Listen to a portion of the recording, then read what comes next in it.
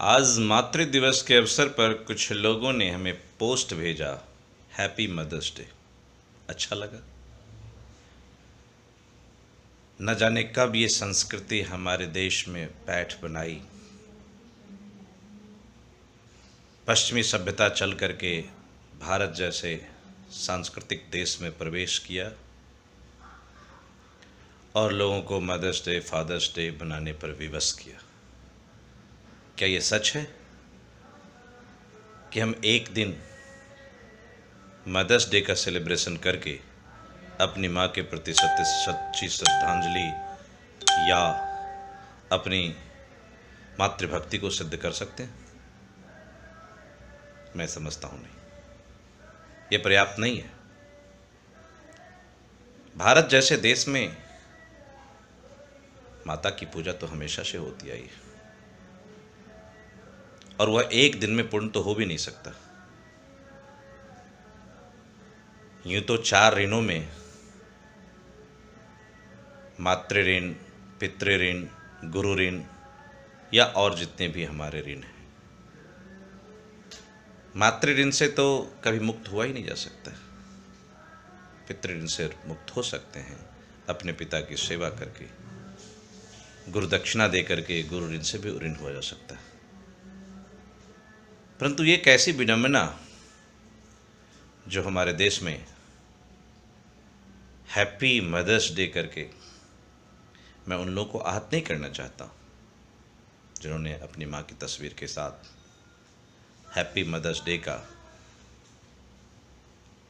अपनी माँ के लिए अभिवादन किया या सोशल मीडिया पर उन्होंने अपनी माँ का पोस्ट किया।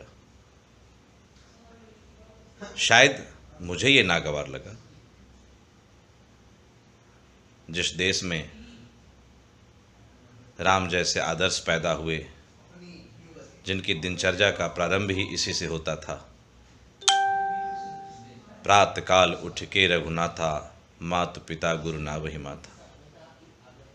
क्या उस देश में अपने माता के लिए एक लाइन लिखने से, एक फोटो शेयर करने से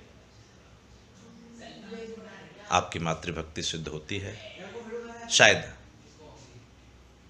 मैं इससे सहमत नहीं हूँ और न ही मैं असहमति का भी हमारे पास कोई गुंजाइश नहीं है।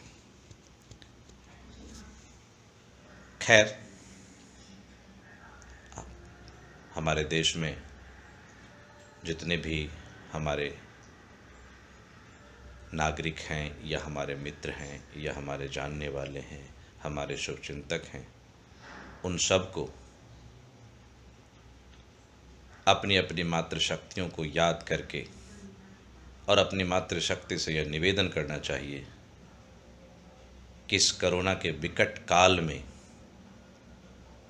जो अपनी अपनी मातृशक्तियों का आवाहन करें और इस विकट काल से मुक्ति पाने का इससे बेहतर मार्ग नहीं हो सकता।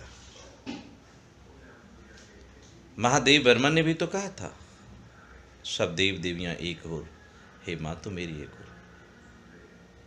तो जिनका स्थान देवी और देवताओं से भी ऊपर है, उन्हें एक दिन में सच्ची श्रद्धा और सच्ची श्रद्धांजलि कैसे व्यक्त की जा सकती है? मैं खास करके उस सौभाग्यशाली अपने सभी सगे संबंधियों और नज़दीकियों से कहना चाहता हूँ जिन्होंने अभी भी मातृ सुख का अनुभव कर रहे हैं,